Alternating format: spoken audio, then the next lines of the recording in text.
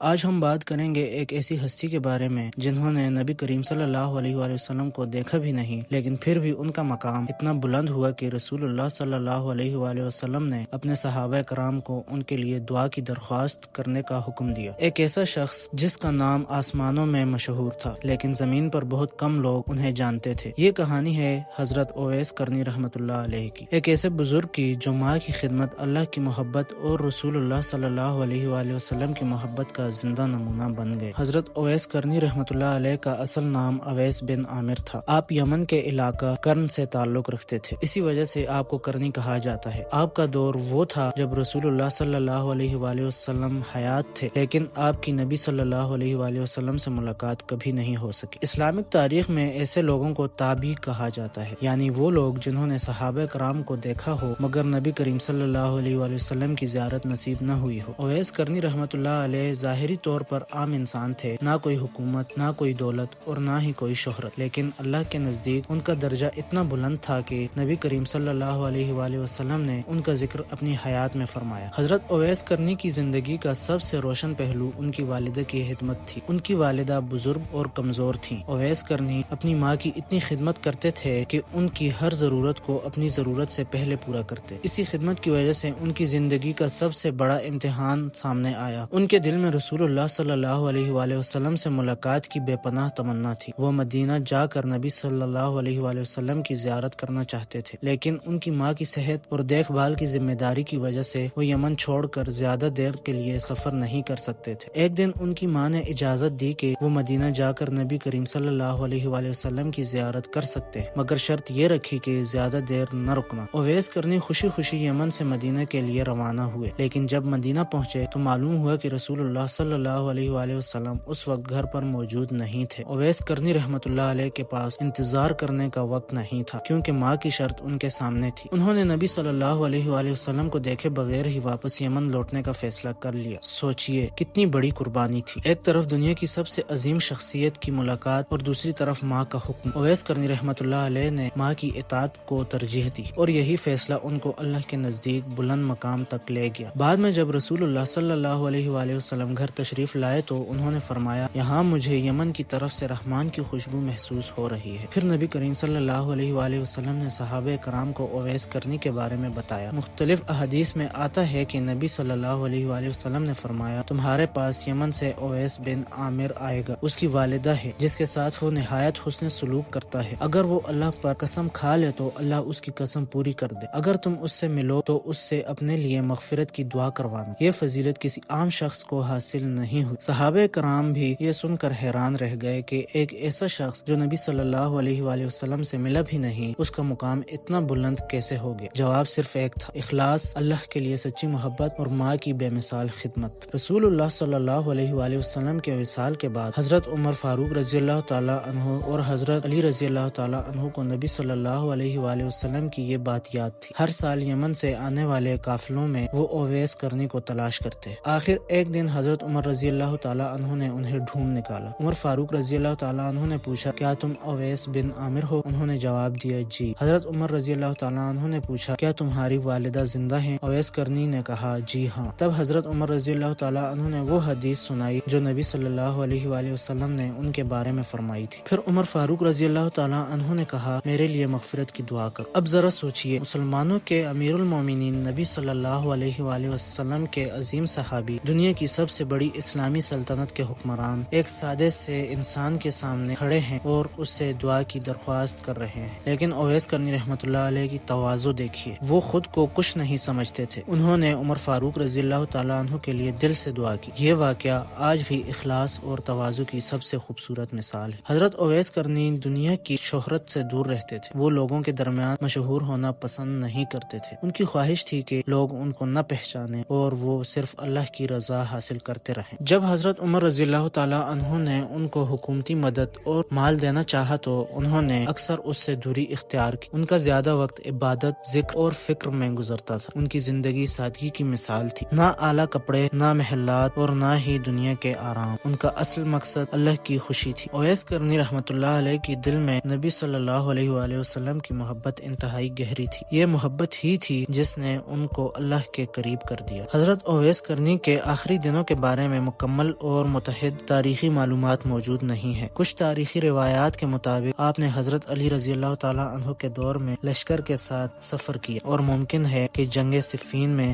شہید ہوئے ہوں، لیکن اس بارے میں مکمل یقین کے ساتھ کچھ کہنا مشکل ہے۔ جو بات یقینی ہے وہ یہ ہے کہ اویس کرنی نے اپنی پوری زندگی اللہ کی اطاعت، ماں کی خدمت اور رسول اللہ صلی اللہ علیہ وآلہ وسلم کی محبت میں گزاری، اور اسی وجہ سے ان کا نام تاریخ اسلام میں ہمیشہ کے لیے روشن ہو گیا۔ حضرت اویس کرنی رحمۃ اللہ علیہ کی زندگی سے ہم یہ سیکھ سکتے ہیں کہ اگر ہم اپنی زندگی میں اخلاص، تواضع اور والدین کی خدمت کو اپنا لیں تو شاید ہم بھی اللہ کی رضا کے قریب ہو سکتے ہیں۔ چینل کو سبسکرائب کریں اور ویڈیو کو لائک کرنا نہ بھولیں۔ اللہ حافظ۔